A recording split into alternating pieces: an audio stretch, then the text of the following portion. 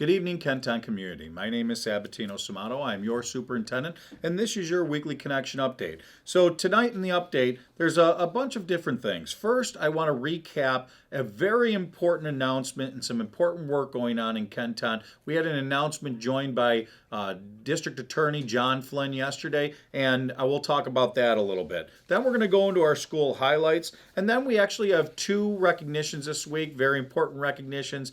A great job there to share. And then we're going to round it off with our Celebrating Women's History Month. So let's get going. First, yesterday I was joined by District Attorney John Flynn. Thank you so much, District Attorney Flynn, for all of your dedication to not only Kenton, but to our community, and really about this important topic. And really, folks, this topic is twofold. First, really talking about anti-bullying and really working with our kids about what is appropriate, what's not appropriate, but then kind of combining that and looking on how bullying can go into a whole nother level when we put in social media.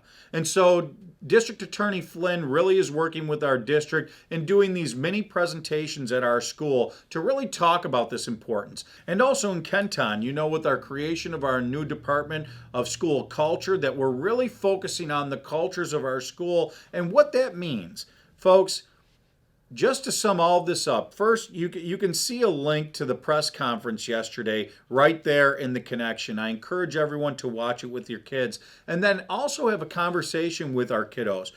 Really focusing on those high expectations that we have for kids with the appropriate level of support, but maintaining those high expectations. Students need to know safety is our priority. Safety is our priority, second to none.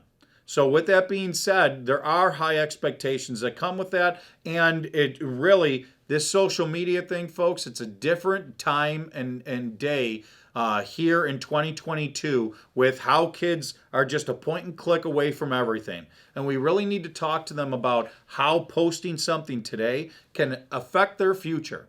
I know that there's colleges and universities, they call it, the kids even call it, they do a deep Google. College and universities do a deep Google search on every applicant.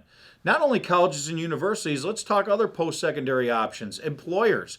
Employers, absolutely, when they're hiring, one of their practices is really looking at the social media use, what people post online, what they've been involved with. And it's important that we keep on, this is going back with our theme, back to the basics. We keep on going back to the basics with our kids about what is appropriate and what is not appropriate. Bullying, social media are our two main foci this time of the year. So please, really work with your kiddos, and we'll work together as one team, because that's what it takes, especially with our adolescents. And folks, the next part of the connection are our school highlights. And you'll see in there some great highlights this week. We have Kenmore East, we have Edison Elementary, Hoover Middle, and Franklin Middle. Please take a moment to pick up our connection and really read through those highlights, some exciting things that are going on in our buildings. And our recognitions this week, two of them. First, a very special recognition. Student, Mary Henkel.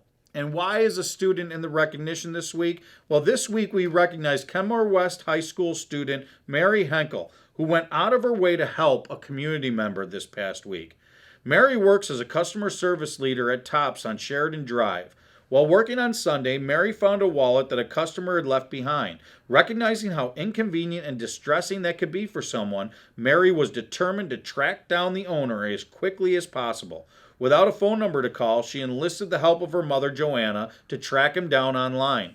Joanna was able to connect with him on a social network platform, LinkedIn, and he returned to Tops to retrieve his wallet less than an hour after he lost it. That's using social media in a positive way, Mary.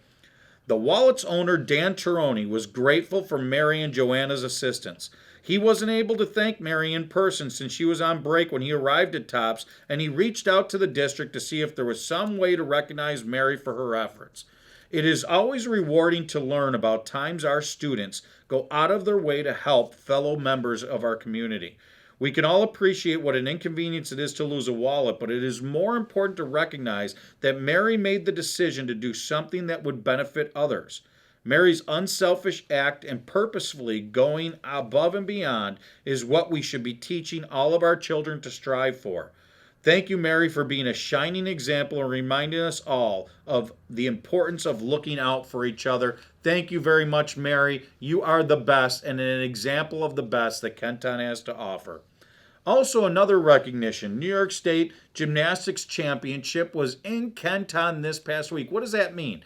Folks, we think of all the districts, over 700 districts throughout New York State, and right here in Kenton, we are fortunate enough to host the New York State Gymnastics Championship. And we are only able to do that because of all the help that we have in this district, the people willing to raise their hand to say, let's have this in Kenton and really get people to know Kenton even more. It was a major honor for the school district to host one of the statewide championship competitions, giving us a chance to showcase our district and facilities for athletes and visitors from across the state.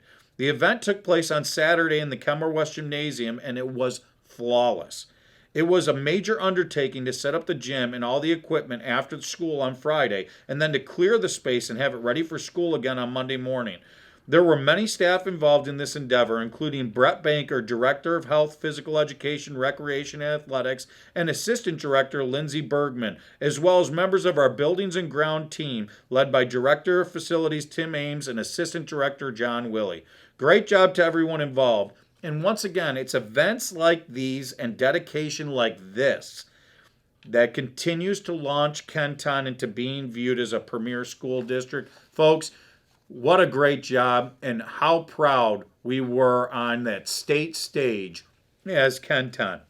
So once again, wonderful job by everyone involved. And finally, we round off today's connection with celebrating Women's History Month. This week, we highlight Mary Burnett Talbert, a pioneer of early civil rights movement who lived in Buffalo for most of her life and was inducted into the National Women's Hall of Fame. Mrs. Talbert was born in Ohio in 1866.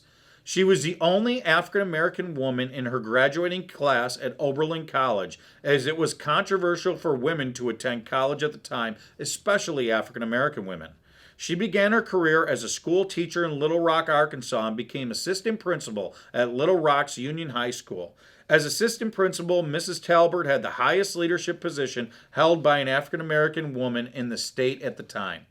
A few years later, she married and moved to Buffalo, joining the congregation of Buffalo's historic Michigan Avenue Baptist Church, which played an extremely important role in the early civil rights movement. Mrs. Talbert is credited with helping to launch civil rights activism in America. Through her extensive connection and tireless advocacy, Miss Talbert became a founder of the Niagara Movement, a precursor to the NAACP that was organized right here in Western New York. She was also instrumental in the women's suffrage and women's rights movement. She served as the 6th president of the National Association of Colored Women's Club, and in critical years leading up to the passage of the 19th Amendment, giving women the right to vote. According to the National Women's Hall of Fame, Talbert was a pioneer in international organizing efforts, gaining a voice for black women and developing black female leadership. With conscious intent, she bridged the generation of 19th century abolitionists and freedom seekers, Tubman, Douglass, Truth, and others, and the developing civil rights leadership of the 20th century. Thank you so very much, Miss Mary Burnett Talbert, are part of our American history and so instrumental in our history. And folks, that brings us to the end of the connection, and it's important to understand why we do these celebrations, why we take this time to educate, because really we want the connection to be an opportunity for families to work with their kiddos and talk and learn about what's going on in Kenton, and also learn about history. Have something to focus on, and it's a resource for our families. So I hope people are able to take advantage of it how they see fit. And it really brings us together as one Kenton. One Kenton that is proud, one Kenton that is strong, and one Kenton that will continue moving forward. All of our parents, please take this opportunity to talk to your children about the importance of not participating in bullying, using social media correctly, and then also, please, the safety of our families and our students, as we've had a lot of tragedy with young people lately in Western New York. It's more important than ever before that we all continue to talk to our children. Have a wonderful weekend, and thank you to our families for all that you do.